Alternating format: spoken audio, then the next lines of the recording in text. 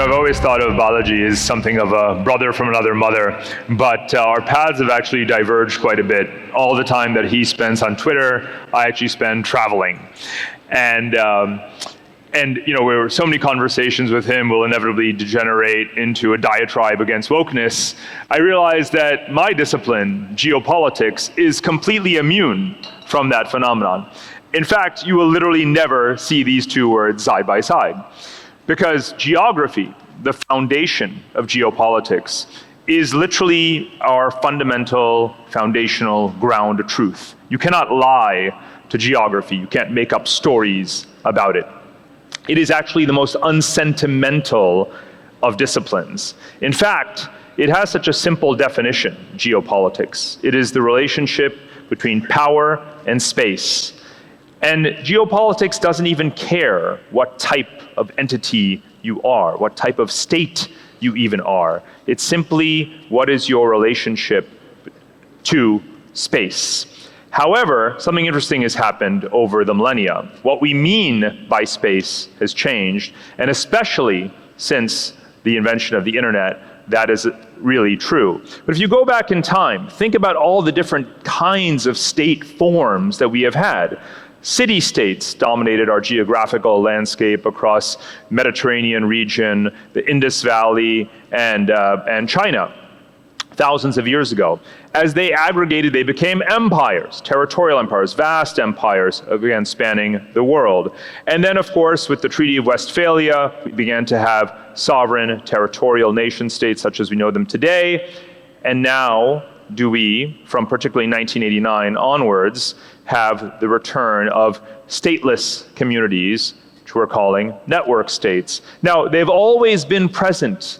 What you find is that you still have city-states today, right? We still have empires today. We have nations today, and now we have network states. And they're always overlapping and competing and forming different kinds of alliances with each other. And that is the swirl of geopolitics. It is not the static, bland discipline that so many people think it is. Now, why 1989? Well, depending on how old you are, that year has varying significance.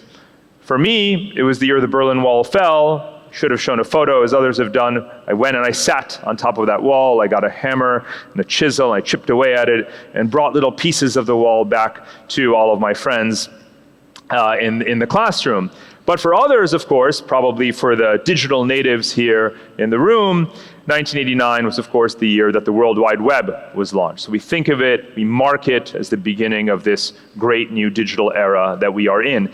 And for scholars in the geopolitical field, it marks, of course, the transition point where the notion of geopolitics only as physical territorial space versus spaces of flows, digital flows, where communities can interact in the world of ideas and communicate across borders in a territory-free way, where those started to come together.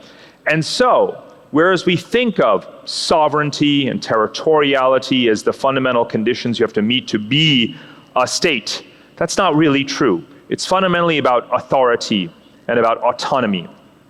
Are you a coherent actor, a collective, such as many of you are, many of your organizations, and do you have some degree of autonomy from others, especially from traditional states themselves? And those concepts become very important as we move ahead.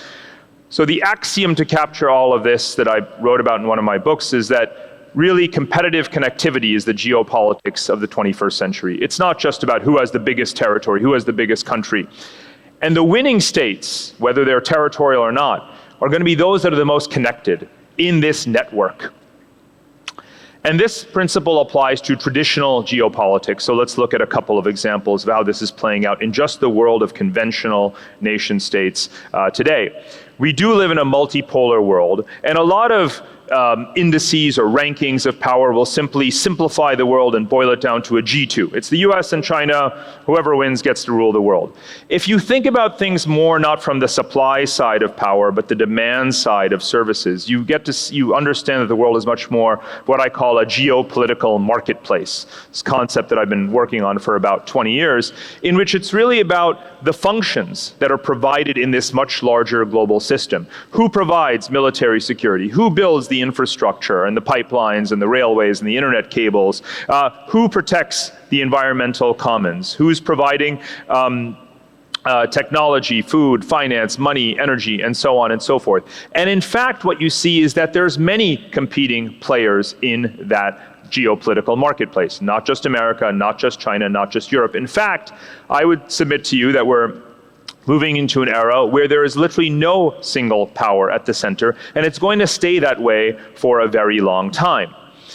So to tackle some of these questions around what states really matter, where and how, this is the passion project of mine. We developed something called the periodic table of states, an idea I floated about 20 years ago, even though I was never particularly good at chemistry. But it struck me that what we see on the map just doesn't correspond to the actual ground truth and reality. So how would we actually start to measure that? So we created a meta-index, taking dozens of different rankings and indicators spanning military powers and political size, economic size, many other kinds of variables, but blended it with other things around quality of institutions, quality of life, life expectancy, healthcare, education, and so on, obviously economic metrics and so forth, and constructed this index. And we came up with some pretty novel results. And it does, by the way, mimic the periodic table in a number of ways, where the atomic number and the atomic mass and the number of protons and so forth correspond to some of the scorings. And you have a strength score, a stateness score, and a stability score. And again, you're looking for the quality of a state, the durability of a state, not just is it big on the globe. And we came up with some interesting results where you see, for example, you have North American countries, European countries, and Asian countries all prominent. You have big states and small states, which very often don't really go together in the same indices. And you can use this data, which we're updating all the time, to answer some questions about which states are the most durable, how do they relate to each other, and where you should live, where you should invest. So I'll give you a couple of really quick examples. We've been looking at, and this is really about not just reacting to the news, but anticipating it.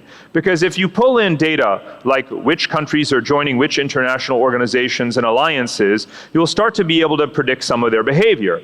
So for example, you have countries that are in NATO or associated with NATO, a Western alliance. You have countries that are partnering together with China and its allies in the Shanghai Cooperation Organization. You've heard of the BRICS, which has now grown into a larger network of countries. And when you overlay them like this in a Venn diagram, you can start to see which countries are most likely to break the rules, as some might see it, or to be opportunistic and practice what I call multi-alignment, associating with different groups to get the most benefits for themselves. Another hot topic today is de-dollarization, which countries are moving away from denominating their transactions or holding their currency reserves in dollars. Again, if you look at things that we're sort of coding in, the highest share of their reserves in non-US dollar assets with currencies they're trading in, engaging in non-SWIFT transactions, you can see that same multi-alignment phenomenon playing out as well.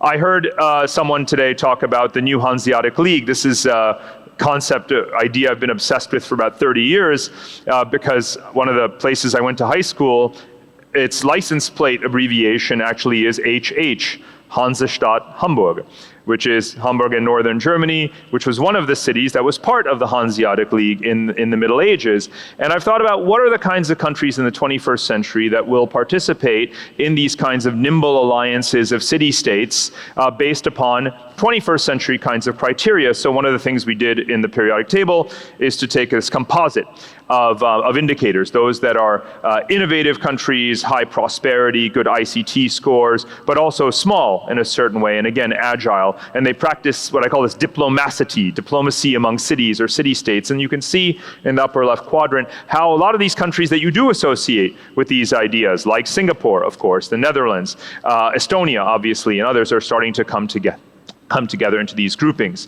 I only have a little time left, but of course we want to talk about the non-state groups, the network states, the cloud communities, and this sort of typology of geopolitical actors, whether it is countries, cities, companies, regional groupings, and cloud communities, and their dynamic interactions are what geopolitics in the 21st century are all about. So we've been looking at religious extremist groups, indigenous tribes, organized criminals, and mapping out how they interact and where, and that's going to tell you how life is actually governed in those places. What is the role of, again, organized criminal groups, militias, mercenaries, and so forth. And so we're playing with a lot of this data that we're collecting. We do the same thing with corporations, state-owned companies that serve as arms of government, multinational companies that are much more profit-seeking, but pretty rooted in one economy, and then what are called metanationals, stateless companies, that really serve themselves. Their plane of activity is not just countries, but supply chains. They exist to connect supply and demand, and they arbitrage taxes, technology, talent. And the types of companies that fall in that category now span not just technology, but finance, consulting, and other sorts of areas. So, final point. A lot of you are founders in founder mode, a term we've all come to love in the last couple of weeks, and you're meeting the ground reality of geopolitics and governance. And so this is where the concepts of authority and autonomy and sovereignty and territory really come together.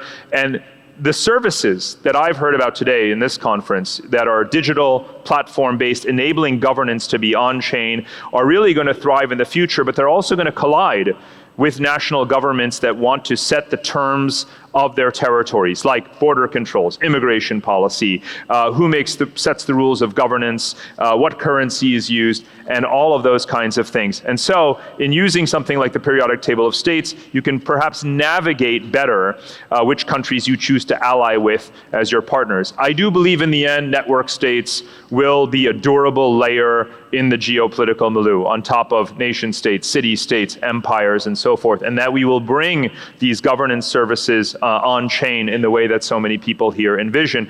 And we as a company actually want to enable that very much so by mapping out the geographies that are the most high performance, that are going to attract, obviously, the founders and talent and technology investors that want to invest in real assets like land and territory, and even democratize access to those and create a tradable marketplace for those geographical assets. And that's ultimately where the ground truth of geopolitics comes together with the dreams and aspirations of cloud communities and network states. So thank you so much for having me with you today, and may the network state prevail. Thank you.